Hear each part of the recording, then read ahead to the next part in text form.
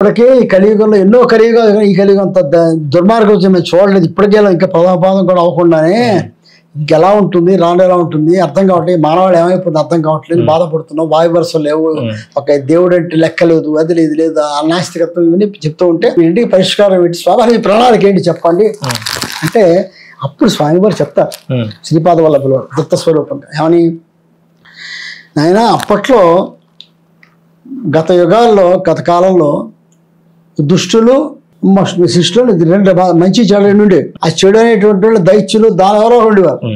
ఒక అవతారం వచ్చి వాళ్ళు కొట్టేస్తే అయిపోయింది, ధర్మరక్షణ అయిపోయింది.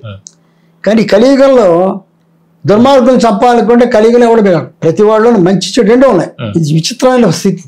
కాబట్టి చంపుకుంటూ వెళ్ళడం అనేటువంటిది ఈ ప్రణాళిక కాదు. కాబట్టి ఏం చేయాలి, ఎంతటి దుర్మార్గం ఉన్న వాళ్ళు ఎక్కడో మంచిగా ఉంది, మంచి రెండో ఉన్నాయి, రెండు షేడ్స్ ఉన్నాయి ఇక్కడ మనుషుల్లో. కాబట్టి వాళ్ళలో ఉండేటువంటి ఆ దుష్ట లక్షణాలు తగ్గించుకుంటూ వచ్చి వాళ్ళు ఉండే మంచిని పెంచుకుంటూ వెళ్తే వాడు మారుతాడు. మనిషికి మారే శక్తి ఉంది. కాబట్టి మారేటువంటి స్థితి మనకు కలిపేందుకు గురువు కావాలి. 1,25,000 మంది గురువులను తయారు చేయాలి.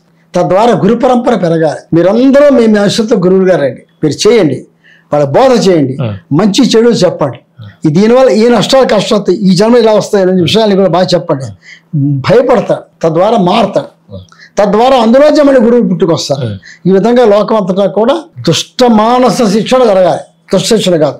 ఇవి తగ్గించుకుంటూ వస్తే కాస్త కలి ప్రభావం ఉంటుంది, కలి ప్రభావం తగ్గించగలుగుతాము అని చెప్పేసి ఆయన ప్రాణాలకు ఇచ్చినట్టుగా విట్ల బాబు వారు రాసిన పుస్తకంలో ఉంది.